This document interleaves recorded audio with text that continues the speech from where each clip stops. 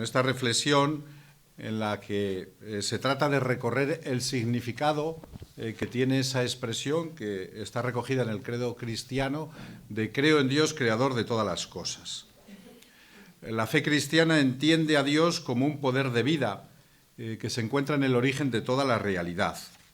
Dios es el origen y fuente de todo el universo y dentro de él de la vida humana.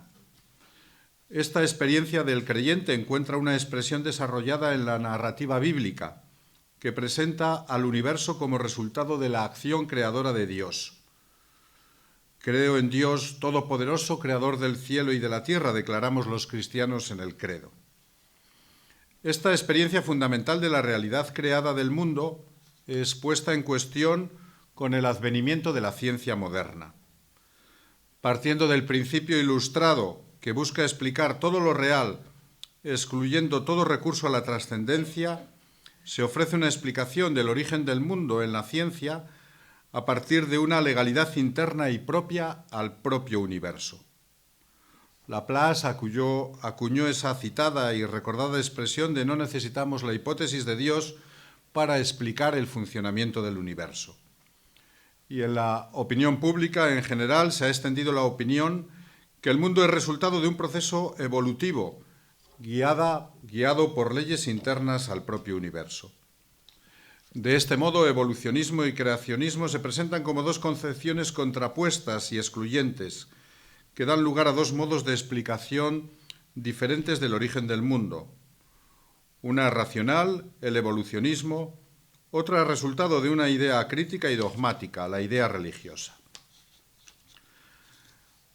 La mentalidad religiosa ofrece una explicación del origen del mundo a partir de la acción divina, que crea todo el universo en 7 días, sitúa en el centro de ese universo nuestro mundo, entre el cielo y los bajos mundos, y al que Dios le otorgó los fenómenos naturales del día, la noche, las diversas especies animales, y por fin creó la vida humana, a imagen del mismo Creador. Las ciencias naturales hablan de una creación en un proceso evolutivo de miles de millones de años, en el que los fenómenos del mundo se fueron formando y el ser humano es resultado de un proceso de evolución animal. La contradicción entre la imagen moderna del mundo y la de la experiencia religiosa no se puede negar, y tanto el pensamiento religioso, la teología cristiana, como la ciencia han recurrido a diversas estrategias para afrontarlas. El punto de partida de nuestra reflexión es que entre la ciencia moderna y la visión cristiana respecto a la creación, al origen del mundo, se ha dado una contradicción con el advenimiento de la modernidad. Y en general, hoy se suelen señalar 3 momentos, 3 fases o 3 estrategias en esa confrontación entre teología y ciencia. La primera de ellas fue la de la confrontación, que llevó a que la visión de la ciencia y la de la teología se excluyeran mutuamente, justificando además esa exclusión con una descalificación total del contrario. La ciencia fue descalificada por el pensamiento religioso por defender una postura materialista, ciega e incapaz de percibir la dimensión espiritual de la realidad. El pensamiento religioso fue descalificado por la ciencia por presentar una imagen mitológica del mundo que tiene que ver con un prejuicio religioso. Esta estrategia de confrontación y exclusión condujeron a que ciencia y pensamiento religioso se fortificaran en posturas altamente ideologizadas, que perciben la realidad desde una precomprensión inamovible y no desde una reflexión crítica en la que se integran como posibilidad la postura del contrario. En un primer momento de esta confrontación entre ciencia y teología se dio esta postura fundamentalmente a partir o en torno a todo el siglo XIX de exclusión. La ciencia descalificaba a la religión, a la teología cristiana, a su concepción de la creación, por parecerle una expresión mitológica, resultado de un prejuicio, y la teología y el pensamiento cristiano a la vez descalificaba a la ciencia, diciendo que representaba una postura materialista incapaz de comprender la realidad espiritual que está presente en la vida humana. Como digo, esta confrontación llegó a que ambos, ciencia y teología, se fortificaran en posturas ideologizadas. Paul Ricoeur decía que la ideología es unas gafas que nos impiden ver la realidad, es unas gafas en donde solamente están nuestros puntos de partida, nuestras precomprensiones, nuestras convicciones. Y esas gafas nos impiden aceptar los puntos de partida, las ideas, las precomprensiones de otros que entran en diálogo y en confrontación con nuestra postura. Por eso de la confrontación se pasó en un segundo momento a una segunda estrategia, la de la conciliación o la convivencia pacífica, que es una postura que ha dominado tanto en la visión en general de la ciencia, al menos de la ciencia por parte de científicos serios y rigurosos, no a veces por la divulgación que se presenta en los medios de comunicación, y lo mismo respecto a la teología, ¿no? Se pasó a una fase de convivencia pacífica en la que se daba por sentado que ciencia y pensamiento religioso, decía, presentan perspectivas diferentes y complementarias de la realidad. La ciencia explica el funcionamiento del mundo y el pensamiento religioso su sentido. La ciencia, se decía en un dicho, ¿no?, recurriendo sobre todo a Galileo, la ciencia y Galileo explican cómo se mueven los cielos y la religión cómo se va al cielo. La ciencia nos da una explicación sobre la legalidad interna del mundo y el pensamiento religioso sobre su sentido. El problema de esta concepción ha sido el situar la realidad en dos ámbitos separados y sin comunicación. La separación entre ciencia y teología, entre física y pensamiento teológico. Es verdad que ambas tienen métodos diferentes y responden a preguntas diferentes, pero ambas tienen que ver con la misma realidad. Ambas tienen que ver con la misma verdad. Y por eso desde hace unas 2 o 3 décadas, tanto por parte de la teología y fundamentalmente por parte de la teología como por parte de la ciencia, se ha ido abriendo la necesidad de un diálogo, la necesidad también de superar esta fase de la convivencia pacífica entre ciencia y teología e intentar un diálogo y un encuentro o incluso una cooperación entre ambas. La teología necesita de la física y necesita de las ciencias modernas para mantener su pretensión de la idea de creación como clave de la comprensión última de la realidad y no sólo como la cobertura piadosa de una comprensión de la realidad. Estamos en una casa de dominicos y algo ha caracterizado el pensamiento de la orden es que la fe tiene que ver con la realidad y no es solamente un sentimiento piadoso, un sentimiento devoto.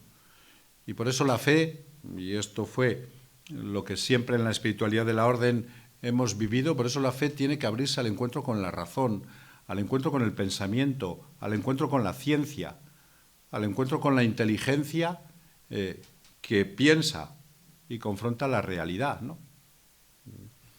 Y la física, por otra parte, necesita también de la teología y del pensamiento religioso y de la filosofía, por supuesto, para plantear y abordar muchas de las cuestiones éticas que el propio desarrollo científico va planteando. Por eso, entre ciencia y teología va surgiendo la posibilidad y la realización de un diálogo. Y en estas 2 últimas décadas, en estos últimos 20 años, tanto por parte de la bibliografía teológica como por parte de la científica, se ha dado un intento de diálogo.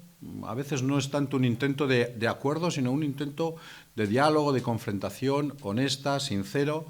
En cada parte se abra a la postura de las otras, ¿no? Bueno, pues para dialogar es necesario que para dialogar con la ciencia es necesario que la teología tenga que mostrar lo que la fe cristiana entiende con la fe en Dios creador, que no siempre coincide con lo que se presenta de manera general y no siempre coincide con lo que muchos científicos piensan. Y por eso, como contribución a ese diálogo, me propongo en estas líneas ofrecer lo que los cristianos entendemos cuando creemos que Dios es el creador del mundo. Para dialogar hoy con la ciencia necesitamos poner claridad en nuestras creencias. Y para eso tenemos que profundizar en el sentido, pues, de cada frase del credo, en cada sentido de cada expresión que recoge nuestra experiencia religiosa, que no siempre coincide con lo que a veces, pues, se piensa en un primer momento o incluso de manera general. Bien, antes de comenzar a desarrollar lo que la fe cristiana entiende cuando sostiene la fe en un Dios creador, conviene también detenerse un tiempo breve en una consideración metodológica sobre el diálogo entre la teología y la ciencia moderna, porque es también a partir de aquí como se va a entender alguna de las cosas que voy a decir posteriormente. Una característica de los tiempos modernos es la pluralidad de ciencias y de sus métodos. Esta pluralidad es vivida además de tal manera que no parece hoy dibujarse en el horizonte ningún saber que pueda integrar a todas ofreciendo un saber general. Hoy la pluralidad de ciencias es tan grande que precisamente la diferencia respecto a otras épocas es que no hay un saber que pueda integrar todos esos saberes. Durante bastante tiempo, y todavía hoy en la actualidad, durante bastante tiempo realizó esta función la filosofía. Hoy en la actualidad hay corrientes filosóficas, como puede ser la fenomenología o algunas corrientes también del llamado pensamiento analítico, que pretenden esto, pero con muy poco resultado, entre otras cosas porque las ciencias positivas, las ciencias experimentales, no reconocen ese papel a la filosofía. La función, por consiguiente, que la filosofía ofrecía como saber primero y último de la realidad, integrando, coordinando y regulando críticamente el desarrollo de los otros saberes, ha dejado de realizarla esa misma filosofía. De hecho, vivimos hoy una pluralidad de perspectivas científicas reunidas bajo la consideración de los principios generales que sostienen la ciencia, como es el principio de verificación, el principio de experimentabilidad, el principio de falsificación. Y es reconocido hoy día que las ciencias, en su multiplicidad, ofrecen un acercamiento parcial a la realidad, que es ilustrativo y enriquecedor en sus consideraciones, pero que no puede pretender agotar el sentido de la realidad a la que se ha aproximado. Y esto es verdad. Hoy la ciencia en general y los científicos nunca han perdido humildad, pero sin duda en el siglo XX y en el siglo XXI todavía han ganado más humildad. Hoy un científico serio y riguroso te dice que su saber es un saber parcial de la realidad, que él no pretende explicar toda la realidad, sino el ámbito de su saber. Y la consecuencia de esta situación, de esta pluralidad de ciencias y de métodos científicos, es que cada ciencia tiene que permanecer abierta a las aportaciones que realicen las otras ciencias, que desde sus perspectivas diferentes pueden ofrecer significaciones de esa realidad que a cada ciencia particular le puede pasar desapercibida. Por poner un ejemplo que todos vamos a entender de esta situación de la ciencia, recurriendo a la medicina y lo que hoy en general ocurre en la mayoría de los hospitales de los llamados países desarrollados, ¿no? Está claro que el funcionamiento del cuerpo humano lo puede explicar hoy la biología, apoyándose fundamentalmente en conocimientos de química orgánica. Pero la vida, al menos la de los seres humanos, no es solamente conexiones eléctricas neuronales y reacciones químicas. También es psique, también es interioridad, como queramos denominarlo. También es vida vivida, ¿no? La vida no es solo un proceso biológico apoyado en procesos químicos y electromagnéticos, ¿no? Es relación con esa misma vida, es actitud ante esa misma vida. Y por eso los médicos hoy saben que intervenir en una enfermedad no es solo cuestión de una intervención física o farmacológica. Es también necesario motivar la actitud y la relación vivida del paciente. Hoy los médicos, y en general esa es la práctica de la medicina, cuando estás enfermo y vas a visitarles, no te recetan solamente fármacos. Te dan también algunas orientaciones y algunas indicaciones de la actitud vital que tienes que mantener, de la actitud con la que tienes que confrontar tu enfermedad. En definitiva, recurren a esa vida vivida que es lo que en el pensamiento tradicional se ha llamado espíritu y alma. La biología nos habla de la vida, pero también nos habla de la vida la psicología, la sociología y, ¿por qué no?, el pensamiento religioso y la teología. Por eso, un saber completo e integrador sobre la vida tiene que tener en cuenta los conocimientos de todos estos saberes, de la biología, de la psicología, de la química orgánica, de la filosofía y también de la teología. Por eso hoy las ciencias modernas y también un equipo médico en un hospital avanza a través de la formación de equipos interdisciplinares, en donde hay médicos, pero también hay psicólogos, también hay asistentes sociales y también sería deseable si nuestro país fuera un poquitín más normal en sus debates sociales, que hubiera presencia de sacerdotes y hubiera presencia de guías y de responsables espirituales.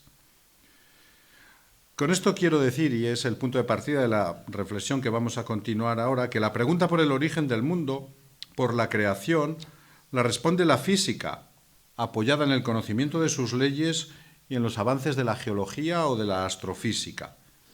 Y pueden aportar y aportan conocimientos muy interesantes sobre nuestro mundo, pero no pueden pretender agotar todo el conocimiento sobre el mundo y su origen. También la teología, a partir de otro método, puede aportar una perspectiva interesante sobre el origen del mundo, que no puede ser rechazada calificándola de creencias basadas en prejuicios dogmáticos o supersticiones.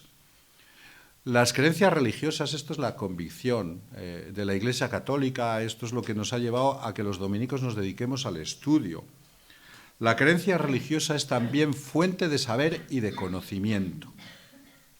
Esto es muy difícil a veces de explicar hoy en nuestro mundo y de entenderlo, ¿no? Un mundo en donde domina tanto la subjetividad, en donde domina tanto pues la experiencia sensible, en donde domina tanto la emoción. Y nos parece que todo lo que tiene que ver con esa vida vivida, con la interioridad, no es más que sensación, no es más que subjetividad, no es más que afección sensible. La convicción de los cristianos, de la Iglesia Católica, y esto es lo mejor también de nuestra tradición en la Iglesia, es que la fe es fuente de conocimiento, la fe es fuente de saber, que no puede además ser despreciado sin considerarlo. La fe es una especie de intuición que capta la realidad desde otra perspectiva y desde esa perspectiva ofrece un conocimiento y un saber que tiene que ser acogido y tiene que ser también considerado en ese diálogo no fácil, lleno de tensiones, en ese diálogo crítico con la ciencia.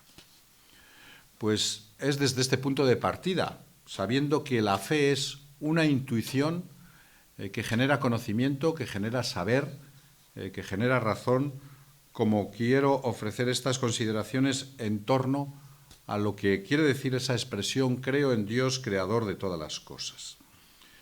Bien, el cristianismo expresa en el credo que Dios ha creado el mundo y es un conocimiento que es resultado de una intuición primera, de una experiencia básica fundamental que se encuentra también en el origen de toda experiencia religiosa. Cuando decimos en el credo o cuando leemos el texto del primer capítulo del libro del Génesis y pensamos, confesamos, expresamos que Dios es creador del universo, no lo decimos por un saber que haya sido resultado de una comunicación divina directa, sino que es la expresión resultado de una evolución en el pensamiento religioso que no comienza con esta formulación, sino con una experiencia anterior. Es decir, todo lo que recogimos y decimos en el credo es un conocimiento, es un saber que tiene a la base una experiencia primigenia, que puede ser conocida, que puede ser reflexionada y que además puede ser reproducida por cada uno de nosotros, ¿no? En la teología dogmática o en la teología sistemática algunos seguimos el método de explicar el contenido de una expresión de la fe cristiana reconstruyendo el proceso histórico en el que surgió esta expresión. Hay una metodología en la teología dogmática o en la teología sistemática, yo es también la que practico, que consiste en esto: saber cuál es el sentido y el significado de las distintas expresiones de nuestra fe haciendo el esfuerzo de reconstruir el proceso histórico por el cual surgió y se fue formando esa expresión. Si en el credo decimos, creo que Jesucristo es Hijo de Dios, bueno, pues la teología dogmática puede reconstruir históricamente cómo esa expresión surge en una determinada formulación de un credo en un concilio, cómo está a la base de determinados textos del Nuevo Testamento y cómo a la base de esos textos se puede reconstruir la experiencia que los apóstoles tuvieron con Jesús. Y hacer toda esta reconstrucción histórica, que a veces no es fácil, no es sencilla, pues porque hablamos, ¿no?, de documentos y de experiencias que tienen muchos siglos y muchos años antes que nosotros y de las cuales pues no hay a veces tantos vestigios como nos gustaría que hubiera, ¿no? Pero esta reconstrucción nos ayuda siempre a conocer y a profundizar en el significado de esa expresión religiosa. Por eso vamos a tratar de ver qué significa creo en Dios Padre, reconstruyendo el proceso de formación de esa expresión. La frase del credo nos remite, y esto nos viene a todos en la cabeza cuando decimos creo en Dios Padre Todopoderoso, Creador del cielo y de la tierra, nos remite al texto que se encuentra en el capítulo 1 del libro del Génesis, a esos dos relatos de la creación. Es un texto que se encuentra en el comienzo del primer libro de la Biblia y, sin embargo, a algunos a lo mejor les sorprende, a otros no es el texto más antiguo de este libro, de libros que es la Biblia. El texto más antiguo de la Biblia no es el capítulo 1 del Génesis. Es un texto relativamente tardío. Los libros de la Biblia fueron escritos en su mayoría durante el periodo de contacto del pueblo de Israel con la cultura griega, durante el llamado periodo helenístico, es decir, entre los siglos V y I antes de Cristo. Otros, un poco más antiguos, proceden de la época profética, situada pues entre los siglos VIII y VI antes de Cristo. Aunque estos libros sean escritos en esa época tardía, se refieren a hechos históricos mucho más anteriores y algunos se remiten al siglo XVIII antes de Cristo. Hoy es comúnmente aceptado que en el origen de la fe israelita, lo primero no fue la fe en un Dios creador. Esto es el desarrollo de una experiencia históricamente anterior al texto de la creación y más fundante. Es decir, el texto de la creación no es el primer texto, si datamos, cronológicamente los libros de la Biblia, no es el texto más antiguo, ni responde a la experiencia primera y más originaria que tuvo el pueblo de Israel. Nosotros comencemos el credo con creo en Dios Padre, Todopoderoso. Tampoco eso es el origen de nuestra fe cristiana. El origen de nuestra fe cristiana es siempre Jesús es Señor, Jesús es Dios. Y a partir de ahí cobra sentido y van entrelazándose también pues, las otras expresiones. Lo mismo en el pueblo de Israel, La primera experiencia que tiene Israel y que es la que funda el yavismo, es la que funda esta religión, es la de que Dios salva, que es experimentada cuando Israel sale de Egipto y es experimentada además en el camino que le lleva hasta el asentamiento en Canaán. La primera experiencia que tiene Israel es Dios me ha liberado. Y puesto que Dios me ha liberado, Dios está de nuestra parte. Dios es nuestro aliado. Y por eso esa experiencia de Dios me ha liberado se expresa en la alianza, Dios me ha dado la libertad y ese Dios que me ha dado la libertad es tan poderoso que es también el origen del mundo. La fe en la creación de Israel, que se recoge y se expresa en el texto bíblico, es la consecuencia de esta primera experiencia impactante para Israel, Y es que Dios es el origen de la realidad porque Dios es poderoso y así lo he percibido en mi vida y en la vida de mi pueblo, O lo que es lo mismo, toda la realidad está sostenida por un Dios bueno. Con esto, ¿qué quiero decir o a qué quiero llamar la atención? Que la expresión Dios es creador no es primeramente una explicación del origen del universo. Es ciertamente un saber y un conocimiento, Dios es creador y es el origen del mundo. Pero antes que un conocimiento es la expresión de la confianza en que la realidad está sostenida por una potencia buena. Y es que este es el sentido también del texto bíblico y este es el sentido de nuestra fe. Lo expresemos o lo digamos con estas palabras que lo estoy yo diciendo o con otras palabras, pero esto es lo que la Iglesia y nosotros como Iglesia sobre todo vivimos cuando decimos que Dios es creador del mundo. Es una expresión de confianza. Cuando decimos esto es una expresión de fe, esto es una expresión de confianza. Y una expresión de confianza no es una expresión de sentimiento bueno sostenido en el vacío. Una expresión de confianza es una expresión de una experiencia de realidad, es una expresión de una experiencia que me da un conocimiento y me da pues, un saber sobre esa realidad. La confianza no es una sensación subjetiva, no es un convencimiento íntimo, es una intuición de realidad que tiene un contenido inteligible que la inteligencia, la razón y el pensamiento puede y tiene que desarrollar. Creo que quisiera subrayar esto y que tengamos esto en mente siempre como punto de partida, ¿no? Cuando en el credo decimos creo en Dios Padre, lo que estamos haciendo es expresar nuestra confianza. Luego veremos en qué se apoya esta confianza, ¿no? Pero expresar nuestra confianza en que la realidad está sostenida por una potencia buena, por un poder bueno. Y lo hemos experimentado como potencia buena en nuestra vida, como Israel lo experimentó en esa salida de Egipto, en esa libertad que le llevó desde Egipto a la tierra de Canaán. Bien, ¿por qué el texto de la creación? Porque este texto, al comienzo del libro del Génesis y al comienzo de la Biblia, ¿no? A partir de esa experiencia de libertad y de confianza, Israel tiene que explicar el mundo a partir de esa fe e iluminado por la fe. Como los autores del Nuevo Testamento tuvieron que explicar su experiencia religiosa y tuvieron que releer la fe de Israel de la que ellos procedían, porque todos eran israelitas y eran judíos, a partir de esa experiencia principal de que Jesús es Señor, de que Jesús ha resucitado, Jesús es Dios, es el Hijo de Dios. Y a partir de ahí releen todo, ¿no? La vida de Jesús, su fe israelita, y eso es lo que es el Nuevo Testamento, ¿no? Bien, pues el pueblo de Israel va a releer, va a interpretar de nuevo su relación con el mundo a partir de esta experiencia primera que se da en el Éxodo.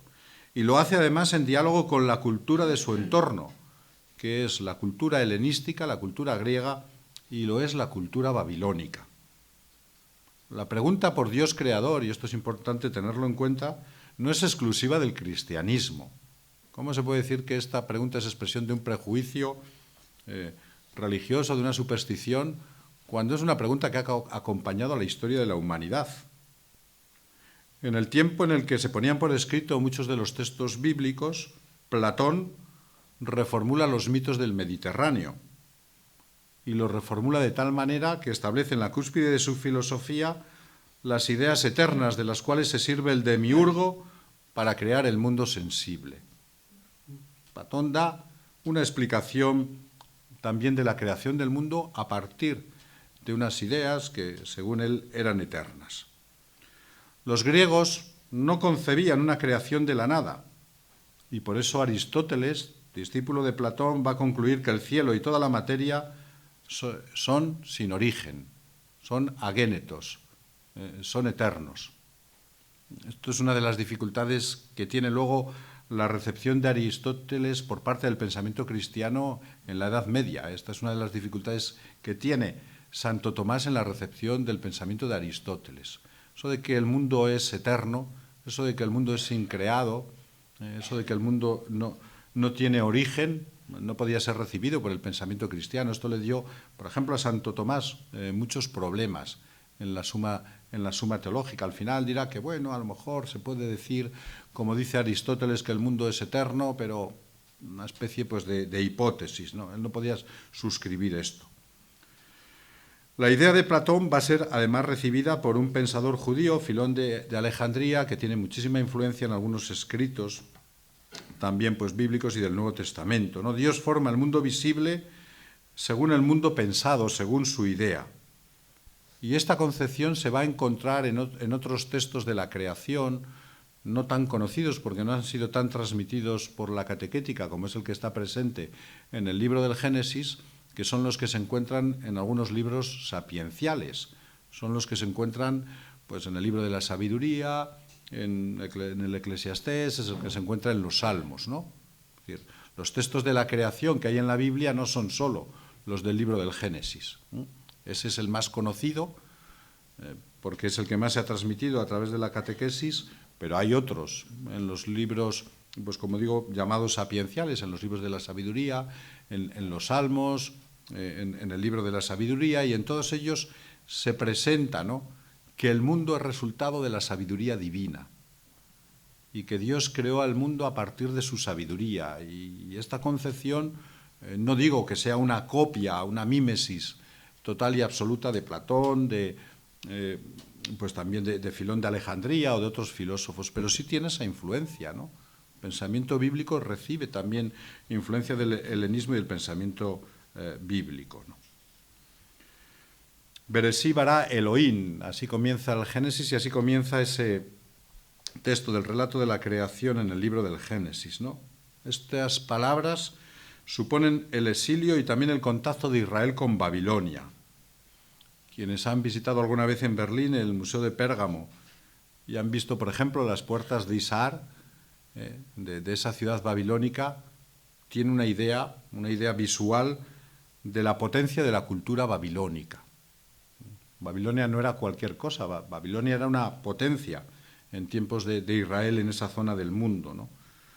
Y en contacto con Babilonia, Israel reconfigura sus tradiciones, entre las cuales se encuentra la división de la semana en su ritmo de trabajo y de descanso, que es algo más que una división, es una orientación del mundo, ¿no?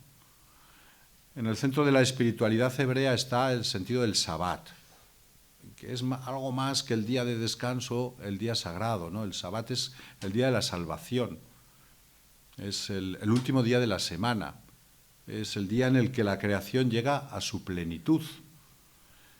Y Israel, a partir del Sabbat, de esta experiencia, a partir de esa fiesta en donde se recuerda también la libertad y la salida de Egipto, Israel ordena los días, ordena el paso del tiempo, hace que haya momentos de trabajo y momentos de descanso y va configurando ritualmente su vida y su realidad, ¿no? Por eso se dice que uno de esos relatos que están recogidos en el libro del Génesis tiene como base precisamente la experiencia ritual de Israel. Se dice que la base de uno de los relatos de la creación recogidos en el libro del Génesis es el texto del llamado autor sacerdotal, que era un autor ritual, era un autor litúrgico. Pero es que el rito es algo más que la acción mecánica de una serie de gestos. El rito es una expresión y una transmisión de vida, ¿no? Esto lo digo entre paréntesis para descansar y un poco para que caigamos en la cuenta de lo importante que son estas cosas. Esto es el sentido del domingo para los cristianos, ¿no? Y fijaros lo que significa que haya domingo. Que haya domingo quiere decir que los seres humanos no estamos hechos para trabajar y consumir, que estamos hechos también para el encuentro, para el diálogo, para la comunicación, para la familia, para la comida, para el disfrute de la naturaleza. Pues esto lo estamos pervirtiendo en nuestra sociedad, ¿no? Y parece ser que el único día que no había que ir al centro comercial y al Carrefour, que era el domingo, ahora es el día que también hay que ir, ¿no?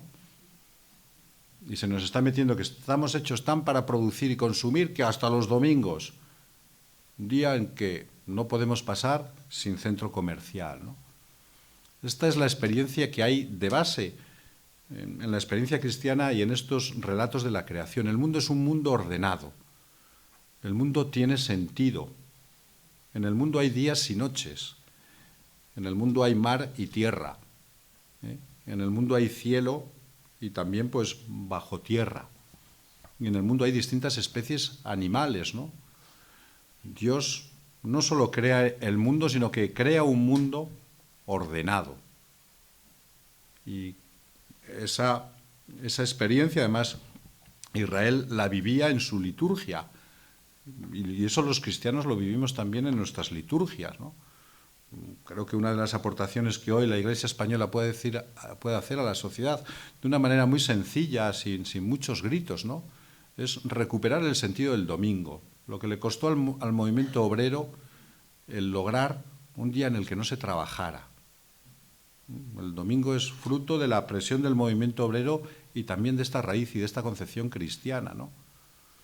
Y que nos lo carguemos porque nos quieren hacer meter que el ser humano estamos hechos esto para trabajar y consumir, ¿no? Bien, pues quien compone el texto de la creación no son astrofísicos, son personas religiosas que se preguntan cómo el mundo es un escenario ordenado y con sentido, que se divide en tierra, mar, luz, tiniebla, sol y luna, y en el que el ser humano, como adorador del Dios verdadero, recibe la responsabilidad de cuidar de este mundo. Esta es la experiencia que está a la base del relato de la creación del Génesis. El ser humano es adorador de Dios y ese ser humano además ha recibido la responsabilidad de cuidar de esa creación. No es en la creación del ser humano cuando la creación llega a su fin, sino en el último día, en el Sabbat, en la interrupción del trabajo en el tiempo. Así culmina el relato de la creación, porque es un relato que está inspirado en la experiencia sacerdotal, ¿no? En Babilonia se leía el texto de la creación, los textos babilónicos de la creación pues tienen su paralelo y tienen su parecido también con los textos bíblicos, ¿no? Pues en Babilonia se leía el texto de la creación al comienzo del año. Y en el judaísmo se ha mantenido también que con el nuevo año la creación comenzaba de nuevo. Fíjense también la diferencia que hay respecto a la perspectiva cristiana. Los cristianos no tenemos fiesta de Año Nuevo. El 1 de enero, como Año Nuevo, no es una fiesta cristiana. Para los cristianos, el 1 de enero es Día de la Paz, es el día de Santa María, es el día de María, pero no es el día de Año Nuevo. Para nosotros, ¿cuándo es la fiesta de Año Nuevo? Es el sábado pascual, es el domingo de la resurrección, precisamente el día que comienza la nueva creación. A la base del texto de la creación se encuentra la experiencia de la alianza. Dios mantiene una vinculación particular con el ser humano y el creyente proyecta esa vinculación a toda la realidad. Esta teología de la creación además se va a continuar en el Nuevo Testamento, incorporando a Cristo a la gran visión sobre la creación. Esto es lo que ocurre, entre otros, en el texto del prólogo al Evangelio de San Juan o en algunos himnos de las cartas paulinas o de los escritos paulinos, como el capítulo 1 de Colosenses, en donde se dice que Cristo es imagen de Dios invisible, el primogénito de toda criatura, por él fueron creadas todas las cosas, las del cielo y las de la tierra, tronos, dominaciones, principados, potestades, todo fue creado por él y para él. Está claro que este texto también de Colosenses no es una explicación astrofísica del universo, aunque la tradición teológica haya identificado en algunos momentos a Jesucristo como el demiurgo.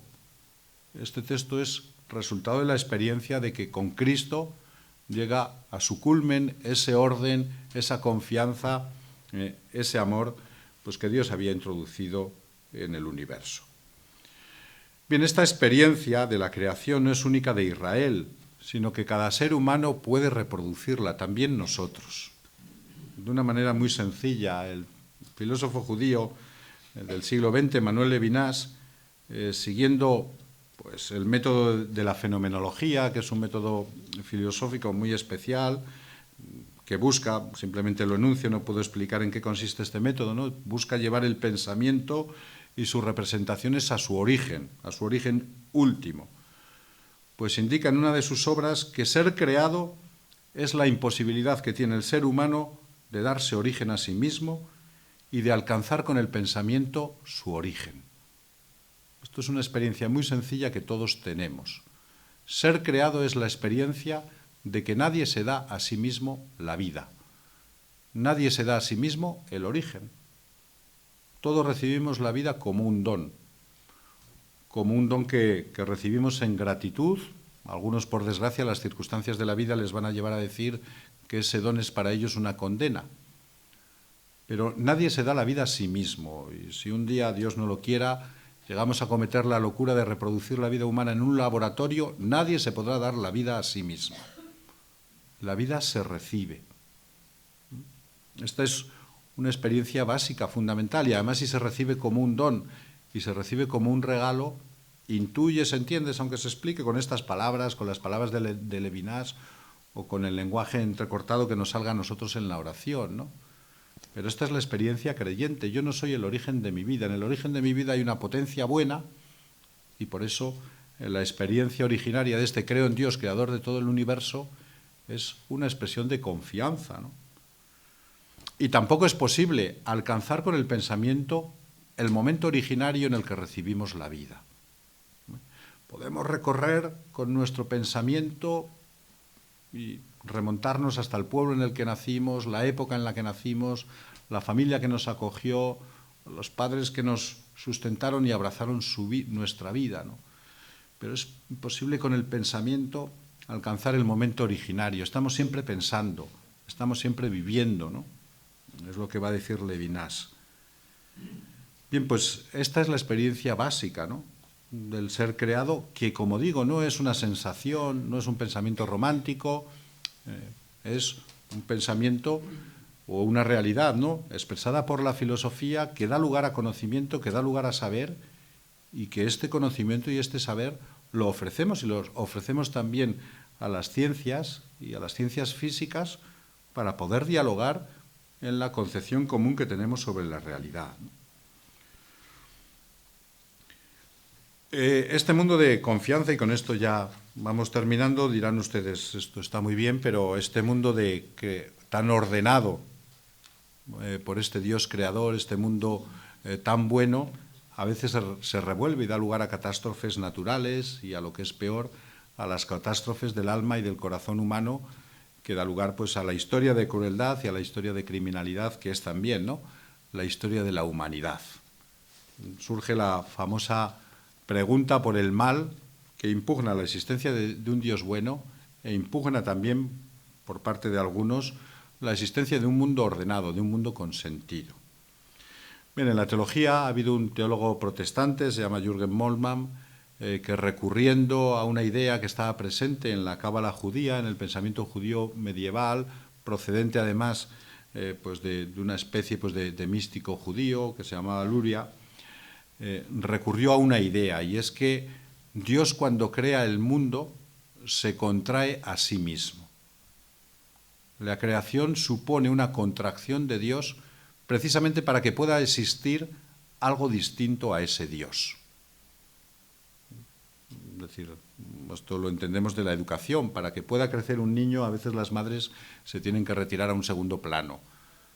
Para que el niño pueda aprender a andar, los papás tienen que soltar la mano sobre la espalda de ese niño un día, aunque se pegue algún tropezón. Dios, para crear un mundo distinto a ese mismo creador, que eso es lo que significa también la idea de la creación, para crear un mundo autónomo, para crear un mundo en donde hay libertad y responsabilidad, se tuvo que retirar. Tiene que constituir la presencia discreta que Dios tiene en nuestro mundo y no la presencia apabullante. Eso trae como consecuencia el que seamos libres, eso trae como consecuencia el que este mundo, que es un mundo limitado, pues en este mundo limitado haya enfermedades, haya muerte, haya catástrofes naturales, haya libertad, y como resultado de la libertad y la responsabilidad haya esas otras catástrofes del alma humana. Pero este mundo sobre el que Dios se ha retirado es un mundo en donde en la visión judía existe la Torá, o existe la sabiduría, existe la bondad, existe el amor que Dios confía al ser humano para que, en fidelidad a ese Dios, este mundo pueda vivir, a llegar un día a vivir, ¿no?, en total comunión con ese Dios. Dentro de esta visión cristiana de la creación habría que hablar algo de cuál es el sentido de la creación de la nada, al cual también se ha aludido en la tradición cristiana y está presente también en el pensamiento teológico sobre la creación.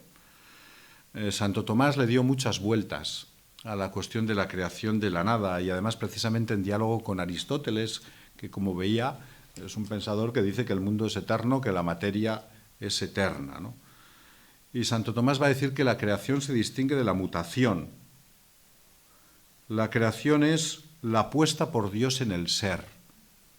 Y esta puesta en el ser no es evolución, es un surgimiento, es un salto, es una auténtica producción. Y por eso no puede haber una materia intermedia entre el creador y la criatura. Si quieren, traducido a un lenguaje más existencial, la vida en general y nuestra propia vida es un don tan grande que no hay una materia previa con la cual Dios nos dé ese don. La peculiaridad personal que tenemos cada uno de nosotros es tan particular que no hay una materia común desde la cual hayamos sido modelados cada uno de nosotros. La creación es una puesta en el ser sin ninguna intermediación, sin ninguna materia que medie, ¿no? Por eso Santo Tomás va a cuestionar de Aristóteles que se puede hablar de un mundo eterno y va incluso a cuestionar algunas imágenes que a veces utilizamos en la catequética o en la predicación y que está bien como imagen, pero Santo Tomás dice que son totalmente inadecuadas, ¿no? Hablar de Dios que crea el mundo como un artesano, que hace surgir una obra de arte a partir de una materia, Santo Tomás dice esto es muy inadecuado, porque Dios cuando crea el mundo no lo hace como mutación, no lo hace desde una realidad previa, sino lo hace desde su voluntad de don y de donante, ¿no? Por eso un teólogo del siglo XX, ¿no?, Karl Barth, cuando hablaba de la creación, decía que no deberíamos hablar solo los cristianos de creación ex nihilo, creación de la nada, sino creación ex amoris. Realmente lo que hay en el fondo de la creación pues es esta experiencia de que Dios ha creado el mundo con amor y desde amor. Este mundo tiene sentido a pesar de las contradicciones, de los conflictos, de los problemas, a pesar también del mal y del sufrimiento. Y esa es la experiencia bíblica que se encuentra en el origen, ¿no? Con esto ya pues terminamos. Estamos celebrando los dominicos los 800 años de la fundación de la Orden. Una de las convicciones que está en la espiritualidad de la Orden y de la predicación es que las ideas tienen siempre consecuencias. Si nosotros nos consagramos al estudio de la verdad, si proclamamos y anunciamos la verdad, es desde la convicción y desde la pasión. Esta la tenía Santo Domingo de Guzmán metida hasta el tuétano, de que las ideas tienen siempre consecuencias. Las ideas no es... A veces lo que decimos, bueno, ¿qué más da pensar esto de una manera o de otra? ¿Qué más da? Una idea equivocada puede echar a perder una vida. Y eso lo sabemos porque conocemos el dramatismo de la existencia humana, ¿no? Una idea equivocada puede echar a perder una vida humana, un proyecto existencial. Una idea equivocada puede corromper la convivencia social, puede corromper un pueblo.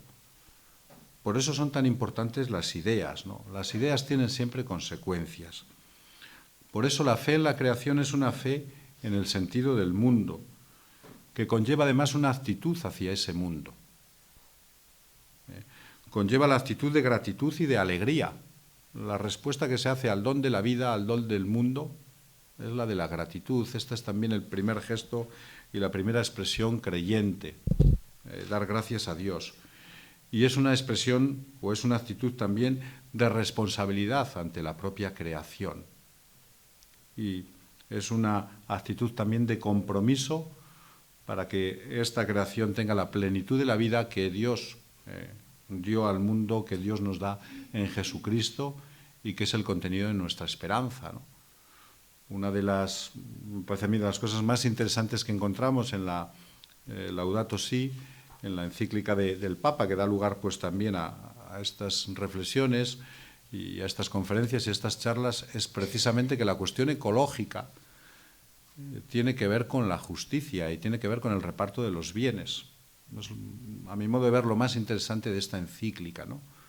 La cuestión ecológica no es pues una inquietud que tienen pues quienes tienen resueltos otros problemas de la vida, sino que la cuestión ecológica tiene que ver, pues, con el agua y el acceso al agua de todas las personas en el planeta, tiene que ver con el reparto, ¿no?, y el reparto equitativo de los bienes que tenemos, y eso tiene que ver con la responsabilidad en la creación. Bueno, pues gracias por la atención, ¿no?, y espero que haya quedado, pues, claro también esta experiencia que hay en la base, ¿no?, de este, creo que repito, no es un sentimiento bonito, ¿no?, es una intuición de realidad que da lugar a un saber y a un conocimiento desde el cual se puede y se está, además, dialogando con las ciencias de la naturaleza, con las ciencias físicas, y podemos llegar a tener, pues, también una visión más equilibrada de la realidad. Pues muchas gracias.